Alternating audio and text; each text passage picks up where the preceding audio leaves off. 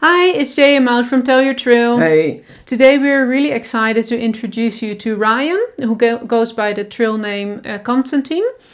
He started his hiking journey back in 2016 on the Appalachian Trail, and he has hiked ever since.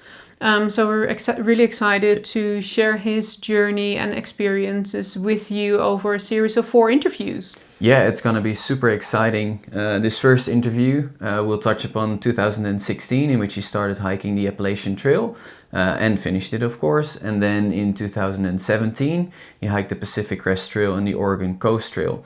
So we'll dive deeper in on those trails. Yep. But we also talk about trail families, why he went into hiking, and Much more. much more for sure. So enjoy.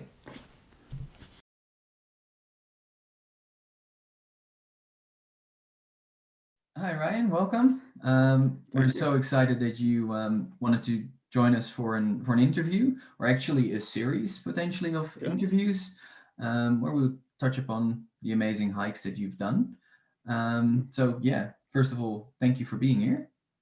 Yeah, thank you guys for having me. I mean, you guys have an awesome concept. Like I said, I saw those maps and I was jealous. I'm like, that's a really cool idea. That is a really awesome thing to do and be able to just put them all on the wall. So yeah, thank you guys for having me. Oh, perfect. Thank you so Awesome. much. So maybe we can start by telling a bit more about yourself and maybe where your passion of hiking came from. Yeah, so the passion of hiking, so it kind of grew out of I've always been into kind of extreme sports. When I say extreme sports, kind of sports that are more of a lifestyle than a sport. At least that's the way I've always been. So when I was younger, I didn't really have much time for hiking per se. I was really into hockey. So hockey kind of was my passion, kind of my life. I was on 4 teams at one point, just trying to get as much ice time in as possible. And so I got injured when I was 17 or 18, and that injury took me out of that kind of field of life. And when that happened, it kind of felt like I lost a little bit of myself because I was so ingrained into that community and so part of that was a big part of me. Yeah. So after that, I kind of went to school and kind of did the cookie cutter white picket fence like life of got out of high school, went to college, and then I thought I was going to be doing a 9 to 5 after I got out of college. And it just felt like something was missing. Yep. It just really felt like there was a big piece of me missing. I was still having fun, enjoying life, but there was a passion that I wasn't throwing myself into as fully. And so we had done section hikes on the ATs, a couple section hikes here and there while I was in school. And then I found out you could through hike it, and that led into my whole new world. So it kind of steamrolled from there. So how I got into hiking is kind of not the classic story of going Mm. out with your parents, doing all that type of stuff. It kind of just I found it and it found me, and then we kind of just went from there. Oh, perfect. That Yeah, sounds nice. exciting. And Yeah, why did thank you choose specifically the AT to begin with? Is there a reason Okay, so behind? yeah, I chose the AT because I went to school in South Carolina, College of Charleston.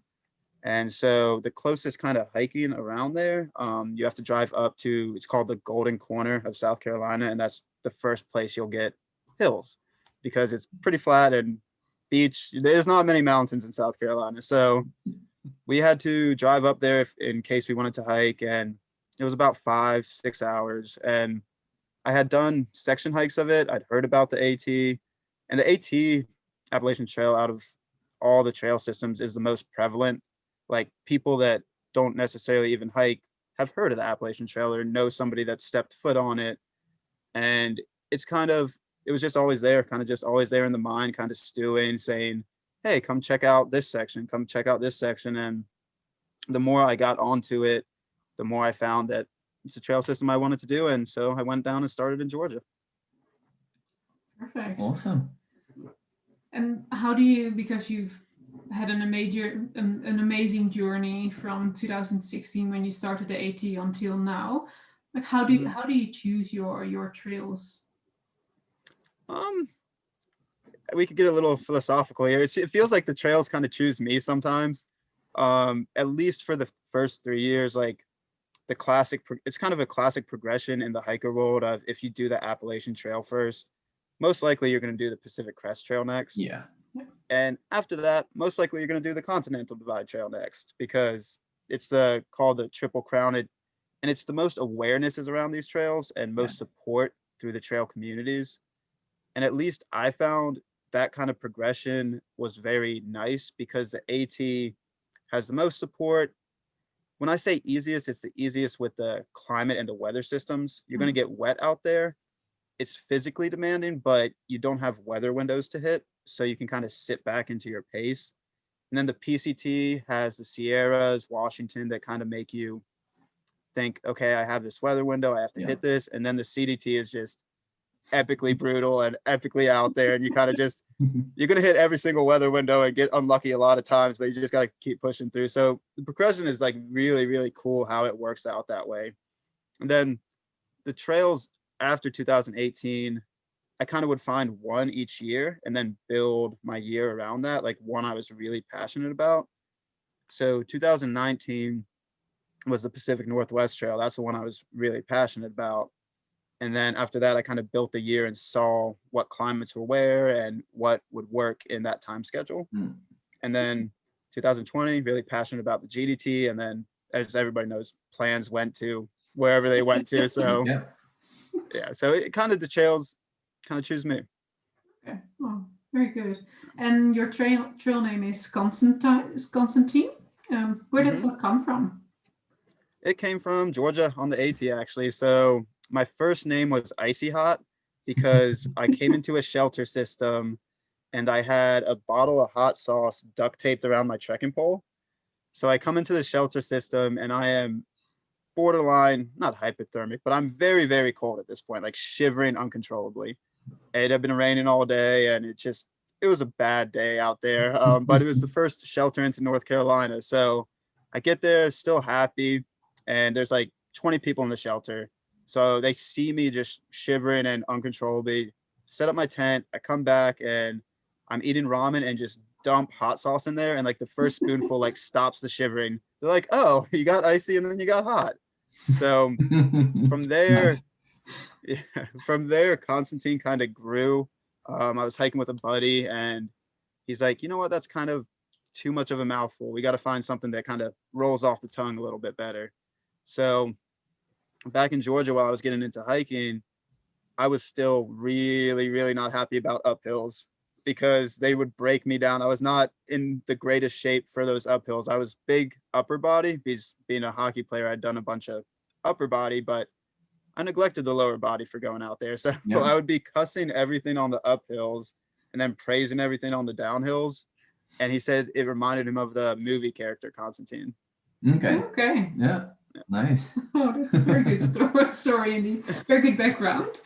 Nice. So, some people say they're like, oh, the Roman Emperor. I'm like, that's not where it's from. Because they try to draw parallels to that. I'm like, not in the slightest. Yeah, I'm just cussing mountains on the AT when I started, and that's the story. And it has much improved, I hope. Yeah, it has. I've actually looked forward to the uphills now almost more so than the downhills because my knees are starting to talk to me here. So Yeah. Do you use poles for that then? I do. I use trekking poles. It's hard though when you're doing this amount of miles each year that you can rest and recover, but I've also had an old knee injury it's not flaring up, but you can tell that the knees still need extra care. And I just try to be conscious about, especially doing 8 miles straight downhill sometimes, or 10 miles or whatever it is, being conscious about one step can just really pop a knee out. And I don't want that to happen. No, for sure. So that ties in a bit to the preparation for trails. I reckon a lot has changed over the years, but can you take us back to your preparation for your first Thru-Hike, the AT? Yeah, I can bring you back there. There's not much preparation there. So when I started or had planned for the AT, I had done about 400 miles from Georgia to somewhere in Tennessee as section hikes.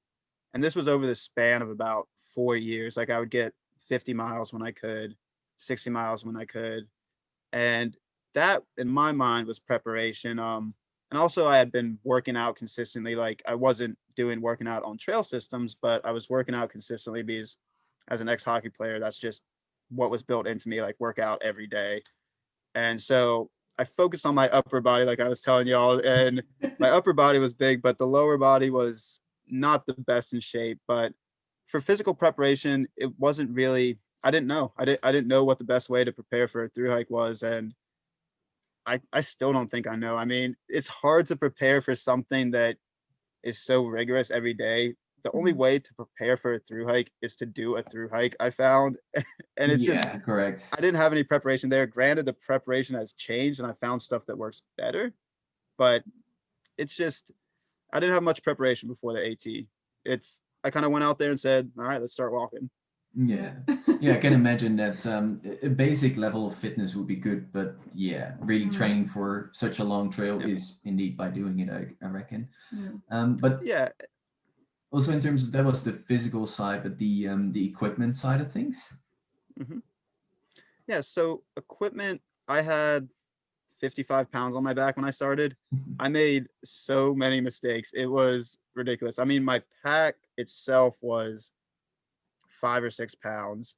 And then I had a clothes bag that was filled with 3 t-shirts, 2 long sleeves, a puffy jacket, a rain jacket, 3 pairs of drawers, 5 pairs of I had so many clothes that I could have opened up a clothing company out there.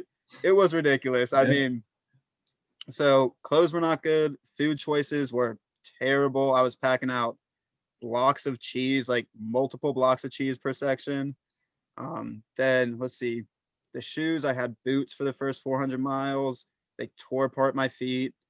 The gear selection, I just learned as I went. It wasn't great. I mean, I tried to do research. Like gear is hard for a through hike, especially when you're getting into it, because you've done, at least some people do section hikes to prepare, and a section hike will let you learn about gear, but it won't let you learn about gear for a through hike necessarily. Like the section hike stuff I used, the boots, they worked fine for 40 miles when I was doing 12 to 15 miles a day. Or the pack weight was fine for 40 miles if I was doing 12 to 15 miles a day, but it doesn't transition directly. So it's good outdoor gear, but not good through hiking gear. Yeah. Yeah. So there's a big difference in that. Yeah. Perfect. And more on the AT itself, because that was your first experience with really true hiking. Can you walk us through like your experience? How was the trail? What were your highs and lows? Yeah. So that trail system actually, out of all the trail systems, took me the longest. So, and it was the shortest. So that trail system took me 6 months and 6 days, I believe. I started March 24th and ended September 30th. And there was kind of this saying out there that the last one to Katahdin wins. And I really took that to heart. And the group I hiked with took that to heart. Excuse me. So we kind of just sat back into our pace and just really took each day for what it was. If we did 15 miles that day, that's great. If we did the next day 20 miles, that's also awesome. And we really just, we didn't have any plan. I mean, Katahdin would be there and we just wanted to keep walking until we reached there. And that was kind of the goal. So it, in the mentality of that trail, it was different than any other trail system because I was more learning about the community side than the actual trail side. So I was learning more about who hikers are, who we are as a group, getting to see all walks of life, getting to interact with the communities as a hiker. Like I was really thrilled for that aspect of trail, and that's what the Appalachian Trail provides really well to people that are starting to hike, because every community you go into, I mean, there might be trail magic at the side that you don't even have to hitch into town. There might be a big hot dog guy, not hot dog guy, the big guy that's cooking hamburgers on the side of the road that is just waiting for you. And there's so much support around it that it really throws you and meshes you fully into what the hiking culture is about.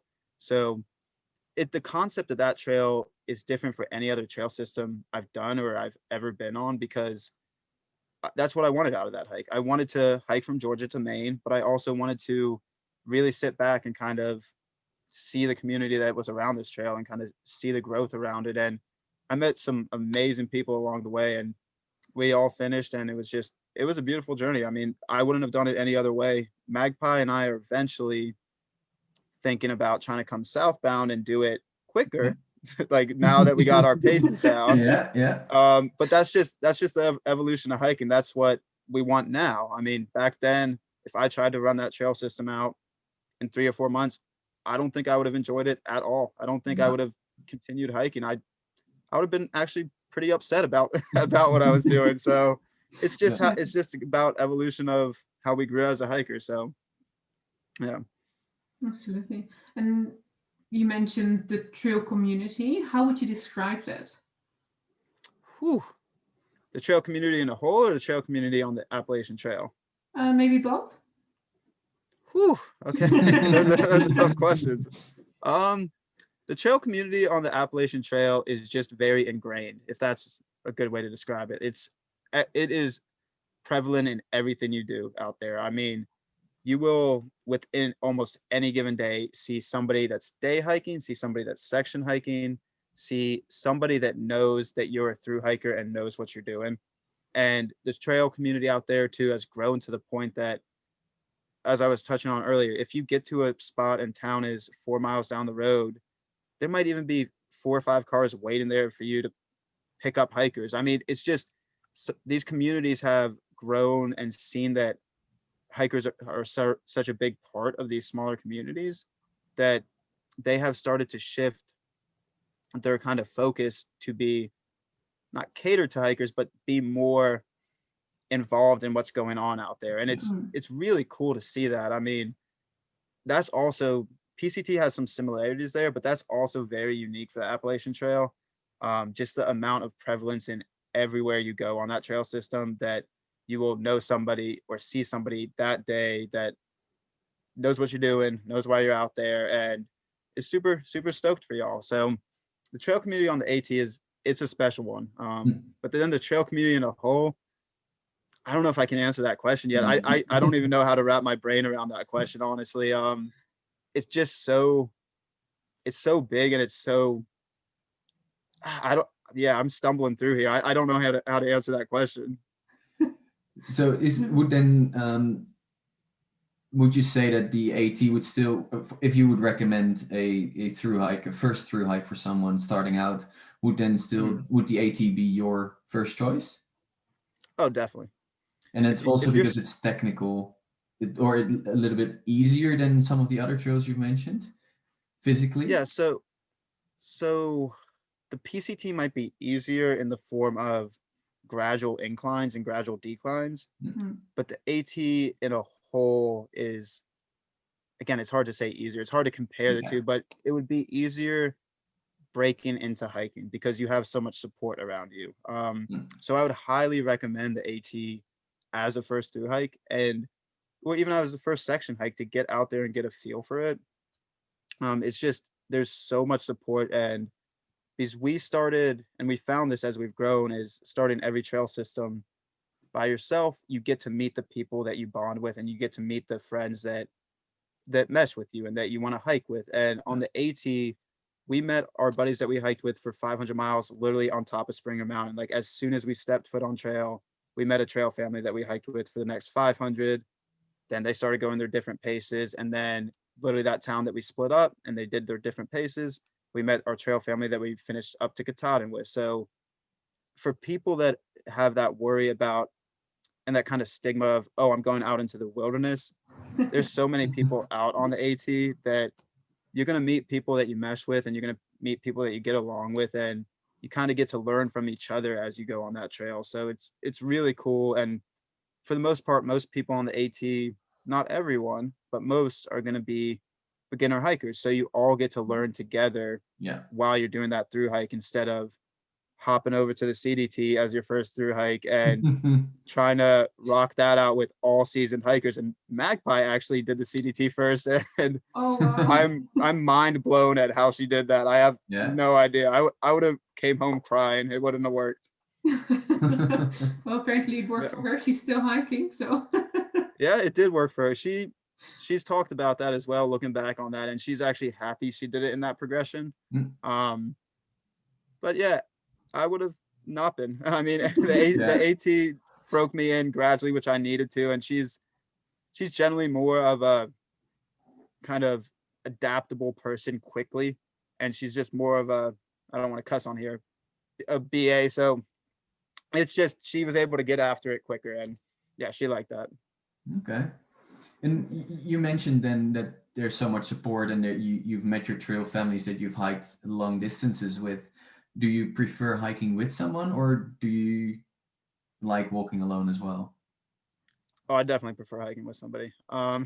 If you guys can't tell by how much I ramble, I talk so much. So I've done, let's see, AT, PCT, every trail system I've done with a trail family besides two.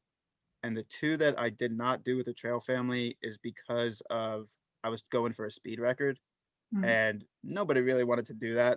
These in Wisconsin on the Ice Age Trail, I was holding down close to 40s for a month straight, Mm. and I was talking to cows, corn, and mosquitoes. I mean, it was it was not the best. So I definitely prefer to hike with partners and hike with trail family. And another thing that kind of is on is when people say hike together, you're not always this close Yeah. together. Yeah. So like people imagine, oh, how can you hike together for 6 months, 5 months? It's like, no, you might have a conversation in the morning. It depends on the day. You might wake up, both get out of camp at different times. You might meet up at lunch. So definitely prefer having partners for lunch breaks, camp spots. Like get into camp and having a group is just, unless you guys all relive the same experience and share the hike that you guys are Yeah. on. No, definitely. Yeah. Yeah. Yeah. Perfect. Whoops. Sorry. Oh, good. Yeah. So I really prefer, I mean, every trail that I've done that I have done by myself, the Natchez and the Ice Age Trail, I have craved other through hikers. Okay. Yeah. Yeah. Oh, that sounds good though. So in the beginning, you mentioned that one of your challenges on the AT was mainly uphill. Mhm. But what other challenges have you come across on your Yeah. hike on the AT? So when I was saying easier with weather windows too, it's not easier with the rain on the AT. You will get rained on every day, Yeah. almost every day. I mean, when we started in March 24th, I think it was a consistent rain for a month, for a month of no sunshine. And granted, this rain is not dangerous cold rain like the GDT. It's uncomfortable, but it's not a danger level because you're not going to crazy high elevations. Yeah. It's just very uncomfortable. So that's something we dealt with. And then when we got in 2016, there was a drought year in the Northeast. So after we came out of our rain cloud month, we got close to the Northeast. And when we hit that in summer, there was a drought and we had to deal with water carries and no water sources. So Mhm. it's not just uphill. A lot of the time, weather will dictate a lot of your miles. On the AT, you have an option to continue on being uncomfortable through those miles, but some trail systems, the weather will completely shut you down and say if you can't. I mean, if you keep going, you're gonna get into a very unsafe situation. Yeah. So the AT was more so dealing with a lot of discomfort because it was our first hike and kind of learning that. We dealt with a lot of chafe that, oh, it was Mm. it was terrible. We didn't understand the proper ways to handle chafe at that point. We dealt with learning our gear. It was everything that a hiker can go through as a progression of learning what shoes work for them, learning what resupply works for them, learning what miles are comfortable, learning what's outside of the threshold of their comfort level with miles, and trying to keep that continuing to climb. And it was just the entire trail system was a learning curve. So everything was not necessarily a struggle, but it took more energy than it does now because we had to learn it. So yeah, it wasn't, yeah, that's kind of the gist of it. And if you have to pinpoint one best memory of the AT, what would that be? Whew. that would probably be, I know it's going to sound, a lot of people would say this, it would probably be reaching Katahdin. That was a big moment for us because we did hold that saying last one to Katahdin wins very close to our hearts. And we pushed that to the max. We got there September 30th and the mountain closed down October 15th. So we got very close to the last one to Katahdin wins. And there's also a saying on the AT that when you get to Katahdin, might not get it word for word, but when you get to Katahdin, you will arrive there a changed person. Mm-hmm. And when we got there, we thought it was a great journey. We thought the AT was awesome. We thought that was a great hike. We really felt like it gave us a smaller, different outlook on life, but we thought still that that's just what it was. It was just going to be a journey, and then we were going to get off and go back to life. So it was a moment of so many emotions swirling through us of being able to finish it. We didn't have to push through like all these tough moments together. There was a lot of sadness though too. I mean, the trail family that we had bonded with for 1,600 miles, like having to split up in Millinocket 2 days later, it's hard. It's hard when you're with that person and those people every day. And it was so many emotions that the saying is true. Like it does change you when you arrive at Katahdin. No matter how long your through hike is, there's going to be a deep passion of yours. Even if you're not continuing to hike, there's going to be a deep passion of yours for the AT and for that type of journey that you went on. And it will probably change how you look at things. It might not change it a huge way, but it might even change the small moments of the way you look at the world, and you'll arrive there new. The saying is a saying for a reason. It's very true. Yeah, I can imagine. You did touch upon it that it was, on the one hand, it was a bit sad, and you would feel lost at the end of the trail, feeling that you had to go back to your 9 to 5. When did that moment come that you said, "No, this is going to be part of life. It's not going to be just a once-off"? It actually took all the way till the CDT. It took all the way until 2018. So when I got off the AT, I instantly went back to work. I was staying at a buddy's apartment, crashing on the couch, just going to work and being able to know, okay, I just got back and I'm going to get back into life. So instantly I was thrown back into it, and I didn't think I wanted to hike again. I mean, for the first week, my knees were broken. My body was broken. I mean, I came off the AT, and I say this in the most loving way possible, but I came off the AT weird, like super, super weird. I had been in the woods for 6 months and 6 days. Like I had a buff that I wore all the time.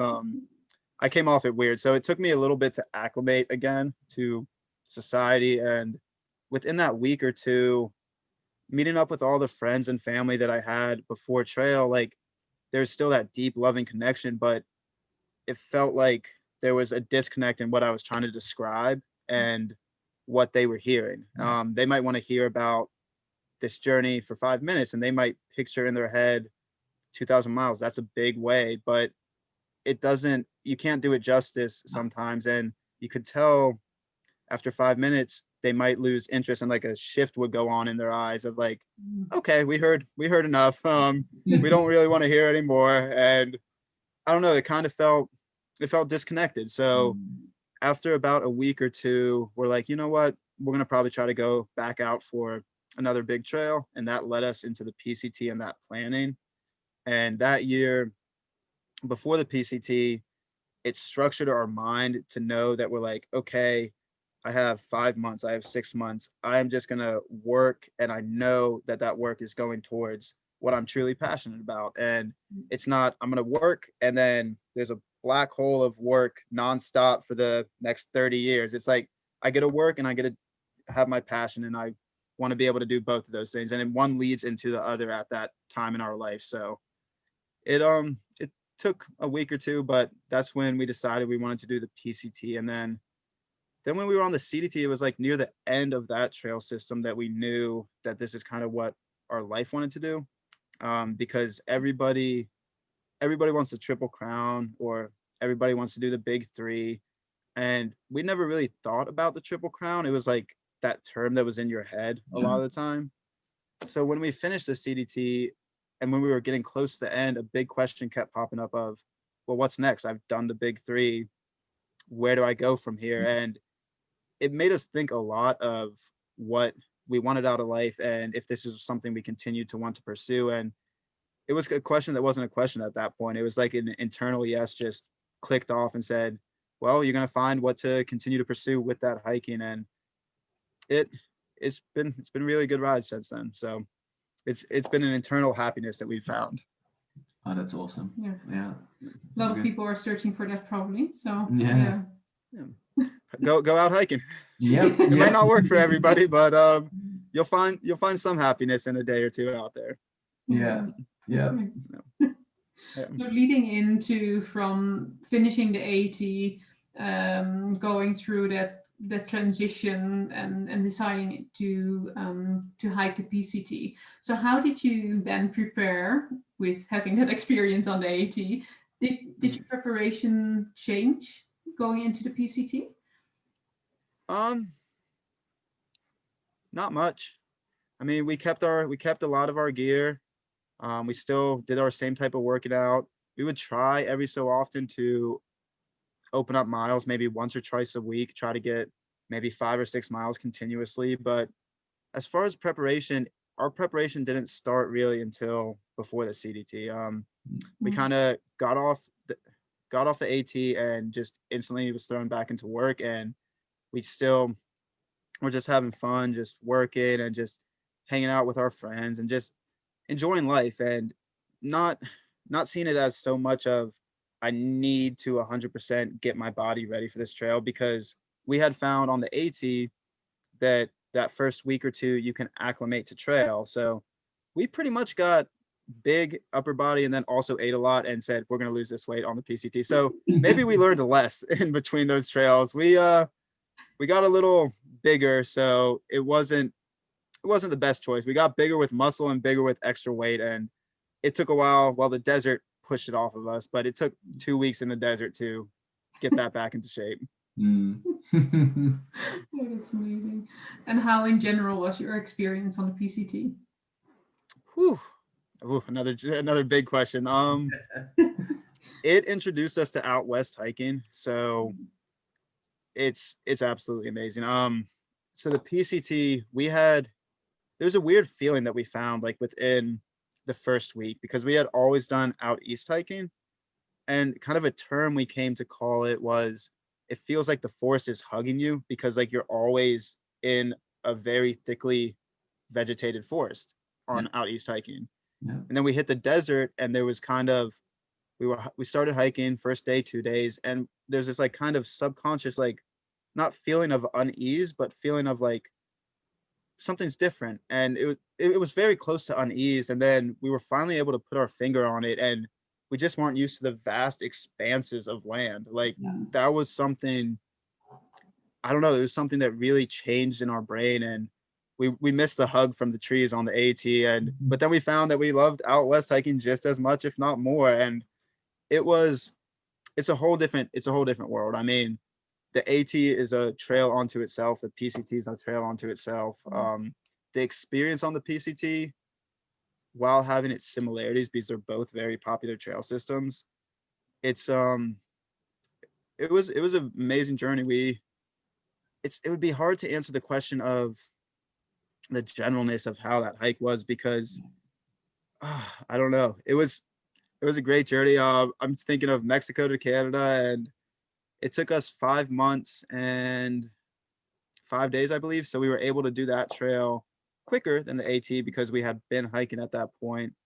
And something we could touch on is that we started that trail with a buddy from real life. So when we got off the AT, we had a friend that was really excited about what we had just did. And he's like, hey, you know what, man? I'm kind of moving career paths right now. He had gotten a job offer at Cummins Oil, I believe, and he didn't have to start it for a little bit. So he's like, well, if you're thinking about doing the PCT, I might join you. And I'm like, yeah, great, man. That would be really awesome, because we were really good friends in real life. And so we started the PCT together. We finished the trail together, but along that journey, our hiking styles did not mesh well. So it led to a lot of arguing. It led to a lot of different preferences of what we wanted to do that day or what we wanted to do in the trail town. So that kind of leads into a suggestion of people that if you want to start with somebody, make sure you mesh well with the miles together before you start. We found after that, it's just easier to meet the people on trail that you're going to mesh with and kind of pick those miles together. But all in all, even with that, it was a really beautiful experience on the PCT. How would you then figure that out beforehand, whether you match well in terms of miles? So that would also be hard to define because we went on section hikes with him, and we could kind of see it in the section hikes that he would choose more to kind of our hiking style was growing at that point that we wanted to go quicker, farther. So he was still in the mindset of he wanted to kick back, relax, and sit into a pace and not get out of camp until 10 o'clock or spend 2 days in town. Or he wanted to do what we did on the AT, like sit back and enjoy the trail system fully. And that's a beautiful place to be. It's just at our points in our hiking styles, it was different. Yeah. So to find it, I mean, I would recommend I'm not saying don't go out with a seasoned hiker, because depending on the trail system you're doing, they might both be looking for that experience. It's just, I would have a conversation about what you guys are looking for or what you both are looking for out of that hike before going out. We didn't really have a defined conversation like that. Yeah. I was just gung ho that he was joining, and I was just like, super cool. Awesome. Let's go do it. So I would define what everybody is looking for out of that hike. So what was it that you were looking for in the PCT? So I was kind of just looking forward to see if I could push myself harder this time. I was kind of wanting to see how far and how fast I could go. And I knew there was going to be so many different kind of terrains that I was going to be going through. I wanted to try to see what that would feel and see how, I was looking to push my body physically at this point. And we still did really well. It's just, if I would have started in a different mindset or a different scope, it would have been a different hike. And it's not to say that it took away anything from the hike. Like, I still love that trail and I still really enjoyed it. It's just, looking back now, it would have been a different, and it being a different experience isn't bad or good. It's just a different experience. So I still really enjoyed it. I mean, we really had a great time in Cali. We really had a great time in Oregon. We had a great time in Washington rained on us and there were fires. Not a great time in Washington. But it was just the introduction to out west hiking, and it was a really beautiful introduction. Nice. Yeah. Thanks. Yeah, go ahead. You want me to? No, so you mentioned that you just wanted to push yourself a bit more, and that was only on your second hike. Is that something that led to more extreme tries of? You mentioned earlier, you touched a bit upon it, that you want to do speed records. How far are you? Excuse me. So how far are you taking that? The challenge. So it has been a progression each year from there. So if you look at the AT, that took 6 months, 6 days, 2,200 miles. If you look at the PCT, that took 5 months, 6 days. I'm not exactly sure on that date, but that took 5 months, 5 days, 2,600 miles. If you look at the CDT, I think the route we took was right underneath 3,000. Since it fluctuates, it's 2,700 to 3,100. And that took us 4 months and 5 days, 4 months and 6 days. And then in 2019, we did, how many miles did we did 3,600 miles in 4 months. And with one of those, it was 1,200 miles in a month. So, and then 2020 was a weird year. The GDT told us we had no pace. The VIT told us we had no pace, but we were still able to do the Sea to Sky speed record, which was 120 miles in 52 hours and 55 minutes. So it's kind of been a progression each year of seeing how much more we could push ourselves. And granted, I don't see ourselves being that type of hiker forever. It's just where we're happy with now. Like Magpie and I are fantasizing about, once we finish the NCT, possibly having time to go to Arizona and just doing 2 weeks and maybe 200 miles out of those 2 weeks, like just really cutting back and just really sitting back and doing 10 to 15 mile days. So it's really, it all is dependent on the trail system and how you go into that and what you want to get out of that. So our growth as a hiker right now has been faster, faster, faster, Yeah. but we still also enjoy the kind of slowness to enjoy each trail as well. Yeah, because would you say that your enjoyment of the trail is then different now because you're kind of rushing through it a lot quicker? Do you really take in the landscapes and the views, etc., or are you also just rushing past all those things and questioning sometimes whether you've actually seen something? We've actually had that question. That's a good question a few times. So it's your mind kind of starts to, the longer you're on trail, your mind starts to subconsciously see all these things and seeing. When I say see, it's a different form of like actually seeing. Like when you're going through, you're kind of, not to sound too hippie-ish, but you're kind of feeling these things when you're going through the environment. And when you're moving through, you still see all the micro stuff. You still see all the big picture. And when you're going through faster, it's not that you're not seeing as much. We have found that we can see more because the evolution of that pace. It's not like we went out there last year and decided to start running the trail system. If at that point we would have started that, I don't think we would see anything. I think we would be running through a trail system and just rushing. But with the evolution of it coming naturally, like on the AT doing 2.5 to 3 mile per hour pace, on the PCT doing 3 to 3.5, and then kind of the pace growing each year, that growth was so negligible and so like you couldn't see it at all, that it was so small that as that grew, now that we're at the pace, a comfortable pace, like 3.5 to 4 at times, or even a 4.5, it doesn't change our perception of what we're seeing because that growth was over such an extended period of time that it's just part of what we're doing at that point. So I don't think we see less. I mean, it feels like by being able to get through these trail systems, we can really feel and see more when we're doing that pace, because it's just, at this point, it's just a natural pace. It's something that grew out of a long time and a lot of work to get there. Okay. Yeah. Very nice. Probably a bit off topic, but so something that always plays in my mind, especially for the PCT, that's on our bucket list for quite a long time. But then you also come across articles saying about wild animals. So this is probably very off topic, but I was just curious, have you encountered any wild animals or dangerous kind of situations in that sense on your trails as well? On the PCT specifically? PCT or other trails potentially, yeah. Okay. And yeah, I don't think anything's off topic with trail. The trail's so big. Everything's on topic with it.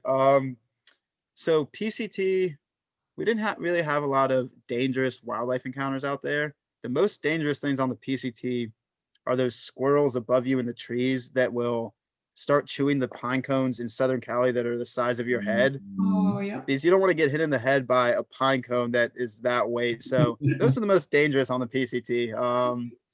But as far as dangerous animals go, you see coyotes. We've had coyotes kind of come into camp. We've had bears, black bears. Black bears, they just bumble. They don't want anything to do with you for the most part. Granted, there are going to be very, very, very rare instances, but that shouldn't be a fear factor. They're in the wild. They're doing their thing. They just want to kind of bumble through the woods. We've had grizzly bear encounters, and a few of those, they kind of look at you and feel you out. But a grizzly bear also doesn't want much to do with you. Like bears, unless you startle it or you get in between its cubs, it doesn't want anything to do with you. So this year we actually came across 8 bears in one day on the Vancouver Island Trail, and 3 of those bears had cubs, and we did not know they had cubs. So we got false charged a few times, or bluff charged by these bears, and that was just their way of saying, these are my cubs, don't come closer. It's not like they were trying to be aggressive towards us. They were just trying to say, these are my children, please respect the distance that I want you to have between my children, my children and these smelly hikers. So we understood that. And then in Colorado, there was one time we got licked in the face by something at like 4 a.m. We don't know what that was. And the only thing that could have been around us was either a baby mountain lion or a baby bear, because we were at very high alpine, and it wasn't a marmot because we reached out our hand that night. That keeps us awake at night sometimes, but most of the time, wild animals, snakes, you'll see them before they try to strike at you. That's also kind of a really open question it's hard to answer because there's so many animals depending on the trail system that you do that. But the main thing out of it is you don't have to worry about them. It's just respect of you both are in each other's environment, and they don't necessarily want to bother you and you don't want to bother them. It's just they want to do their thing, and sometimes you might pop up and the bear is climbing a tree, so it's doing its thing, but they don't really want anything to do with you. No. Yeah. That's good to know. Thank you. Yeah. How much were you worried about the animals of the PCT? Not much, I hope. It's always good. I mean, I mean, we're kind of used to it here in Australia. We're not originally from here. We've been here now for 4 years, and yeah, I mean, last time when we went out camping, we had a small scorpion walking in front of us. oh no! You just spiders along on the way to the toilet. You just see all kinds of deadly animals here. But they're a lot smaller in that sense. Yeah, deadly as well. So it's just something you need to be mindful of and respectful of. Indeed, it's quite similar, I reckon. Yeah, when in Australia, isn't there a phrase for the animals in Australia? What doesn't bite you, sting you, or something? It will. I can't. I don't know the phrase, but there's a phrase about the animals of Australia, like all being dangerous. All being, yeah. We always tell family and friends when they come over, just if it's not human, just assume that it will kill you. Then you're safe. There you go. There's the phrase right there. Nothing else needs to be said about that. There's the phrase right there. Yeah. Yeah. That's perfect. Yeah. Yes, but that's like you said, you've been there for 4 years, and that's more so. You won't have Australian poisonous biting stuff out on the PCT. The PCT, the most thing you're gonna have to worry about probably is mosquitoes. I mean, mosquitoes through Oregon, that's probably what you're gonna have to. Those things are just, they're a headache. Besides mosquitoes, though, the animals out there, there are scorpions in the desert, and it's good to be mindful of them, but we've never heard a story from a fellow hiker, or we've never personally experienced a scorpion actually attacking or stinging one. So it would have to be a 0.00001% chance. Yeah. Have you found a good way to prevent or to be less impacted by the mosquitoes? No, there's just no way. Some people say permethrin, some people use bug spray. On any given day, though, if you're hiking all day, you're gonna be sweating through that bug spray. It's just gonna be like a river coming off your body. A bug net, we would prefer not to have a bug net on our face because one, when you're hiking and breathing heavy, it's kind of claustrophobic a little bit. Some people have found stuff that does work for them, but for us, we haven't found anything that reduces the swarm. If the mosquitoes want you, the mosquitoes are gonna get you. And it seems like we found like newly evolved species that can bite through like heavy duty rain jackets this year, which is insane to us. So if the mosquitoes want you, they're gonna get you. Yeah. One way or another. One way or another, yeah. Maybe we can touch on the Oregon Coast Trail, because that finished off your 2017 hiking year, if I'm not mistaken. And that must have been a very, very different trail again, because I think what I read is a lot of beach hiking as well, and more of a coastal walk. Mm-hmm. So the year we did it in 2017, it still had a lot to be desired. There wasn't really map systems around it. There wasn't really a lot of info. There weren't really a lot of hikers that had done it. So we actually got a book, a guidebook from this woman, and she wrote the day hikes of Oregon, of the Oregon coast. And you could piece together these day hikes to create the Oregon Coast Trail. But in that guidebook, you would flip a page and it would be from one trailhead to another. And it wouldn't talk to you about walking Highway 101 for 20 miles to get to that trailhead to be a through hike. So it was a journey onto itself. I mean, we kind of fumbled our way into it. Like we just had a book and we would look and be like, okay, we're here. And the OCT had, I don't know, like 5 markers the entire 400 miles or 440 or whatever it was. It was still very much in its infancy. And with that trail system, I know it's grown a lot in these past 3 or 4 years, but when we did it, the communities did not know what to think of hikers. So a lot of these coastal communities would see a smelly bearded guy with a backpack and think homeless or think this person's a wanderer. And there was like but as soon as you would have a conversation with a local for 5 minutes, they could see in your eyes and they could see how you talked that you were out there for a cause and you were doing something that you really wanted to do. And they could see that quickly, but initial interactions were always bridging that gap and having to get past that. And it just, for a long time, it felt like they didn't want us in the community. But like I said, once you started to talk and have conversations and show them that you are a hiker, that, hey, there is in fact a trail system here that we're doing from point A to point B, then they were super excited. But it was just getting that awareness there. So that was kind of the first year that hikers were starting to do that as a through hiker and bringing that awareness to the Oregon Coast Trail. So that was a completely different hike than what we had experienced. I mean, we had come off the AT and the PCT of everybody knows exactly what you're doing. Like everybody in town sees a backpack, sees a dirty hiker, you're an AT through hiker. But everybody on the OCT sees a backpack, dirty hiker, they're thinking homeless. And homeless is a loose term because we're camping outside for for every day for a month, but it's homeless with a cause. So yeah. There's an option to go back to the real world, so to say. Yeah. So did you go into that trail with any expectations? No, not really. Going into that trail was just more so of just, I don't know. It was kind of just bumbling into it. We do a lot of bumbling in our life, and that's where we kind of bumbled into that trail. And it was just kind of a nice cap off to 2017. It was something on the West Coast. We'd never done an Oregon coast. I mean, we'd never even seen the Oregon coast. And we had been looking at other trail systems in our research of the year 2017. And it kind of spoke out to us. And we had a good hiking family, good trail family that all felt the same passion about it and all wanted to do it together.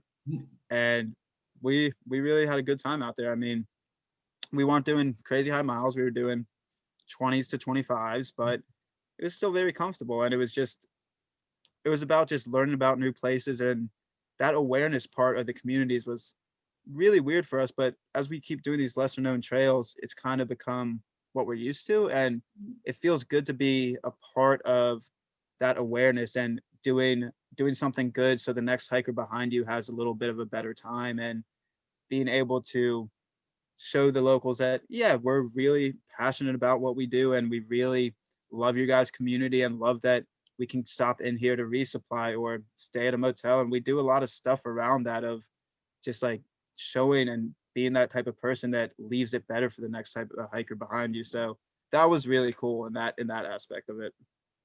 Did you then in the end also contribute to creating better maps, etc., for the trail, or? No, for the trail on the OCT, we didn't use our phone system or GPX tracks at all. Like when I said we had a book, and we literally would look at that book and look at our compass and go that way. So we were not using any map systems. It was a world unto itself. We didn't think about trying to track it. We didn't think about trying to grab GPX tracks, and that's not something you really had to think about because our mentality as a hiker at that point still wasn't there, because with the AT and the PCT, both of those trail systems have such good maps that you don't think about you didn't think about Avenza, you didn't think about Gaia GPS, you didn't think about these other ones that you have to create a map yourself. You're just so used to, oh, there's a guidebook on the AT wall that gives Yeah. you all the information you need. I'm not going to need to get a backup map system, or I'm not going to need to, not backup map system. We recommend backup maps, but I'm not going to need to get a map system that I have to input data to myself. Like Yeah. there's already so much data around it that that's what we can do. So our mindset was different than it is now. So we didn't really have that thought going into it. Do you still do such types of routes where you, well, you mentioned that coming year you would do probably a few routes that are not really mapped yet. Mm-hmm. So I will be mapping those. When we did the Vancouver Island Trail, I know this is off 2016 and 17, but when we did the Vancouver Island Trail this year, we wanted to map that system completely because it actually got designated a trail in June 2020. And so we were like the third or fourth through hikers to accomplish that. And we wanted to GPX the entire route, and we thought we would have the necessary battery to do that. So we got GPX routes for bits and pieces, but with how much love and work needs to go into that trail, the bushwhacks were insane. I mean, it was taking us way longer than we anticipated. So our batteries would die. And then I rationalized that I was going to yo-yo that trail to just yo-yo it. And then the weather windows closed, and we had a plan going in, and like 2021, the plan did not work at all. So we wanted to route that, but we didn't route it this year. But going into 2021, we're carrying 2 battery packs, and we're going to be able to route these lesser known trails as well. Okay. Yeah. It will be nice to touch upon those things a bit more, and especially as well what you mentioned earlier, that you're setting the speed records and those type of things. It will be good to discuss those things later on. And I think one of the things that we haven't touched upon at all yet is indeed how do you um, arrange your social life or your work life around doing all those trails. But I think that's definitely going to be a great topic for our next next interview. Yeah. We're really excited to talk about that. I mean, just like trail, it's grown, right? So each year's shifted and built into itself. So we're really looking forward to talking to that too. Awesome. So Perfect. as a closing remark, what would be the one tip that you would give new hikers, starting hikers? We've given very cookie cutter tips, and it's hard to give like a specific one because the cookie cutter tips work for a reason. Like we could say just get out there, step on, but that's hard to say, and that's hard to actually do because life gets in the way of this stuff. But something that would be more defined, at least in the preparation stage, would be just don't put too much pressure on yourself. I mean, don't expect to get everything right even before you go out, or even while you're out there on your first hike, or even if it's your second hike, your third hike, your fourth hike. It doesn't matter. You're not going to get everything right. We've had a lot of friends and buddies that put a lot of pressure on, oh, we need this gear, we need this gear, we need this gear. And while you need the correct gear, you don't need the exact, and you're not going to get everything perfect is what we're trying to say. So just let the growth come to you and just kind of expect mistakes. They're going to happen, and it's not going to be bad necessarily. It's just going to make you a better hiker and let you learn as you go. So don't put too much pressure on yourself. Yeah. Don't try to be perfect. We make mistakes all the time. Yeah, I think for everyone who did their first hike, for us when we did ours, hiking with 20-kilo pack, and she did 16 or 18 kilos, and just way too much stuff, like you mentioned as well. You learn a lot. You have a lot of fun in the end, anyways. You look at that like, oh, that was awesome. But isn't it fun to look? Do something different? Yeah. Yeah, isn't it fun to look back on those memories and talk about it and joke about it? Yeah. No, definitely. Yeah, absolutely. Yeah. Perfect. Well, Awesome. thank you so much for your time and sharing so much information with us. It was amazing. Thank you guys. We talked through those 3 thrills. Yeah. We can't wait to have our next interview and dive into the next trails and some more wisdom, I think. Yeah, for sure. And where could our viewers find you? Oh, okay. So I didn't really do a lot of social media when I was, well, I'm gonna stop before I start rambling on this one too. So you guys can find it at Hiking America YouTube, like Hiking America, all one word. Yeah. Somebody has Hiking Space America, or by going to www.11skies.com, and skies is spelled SKYS.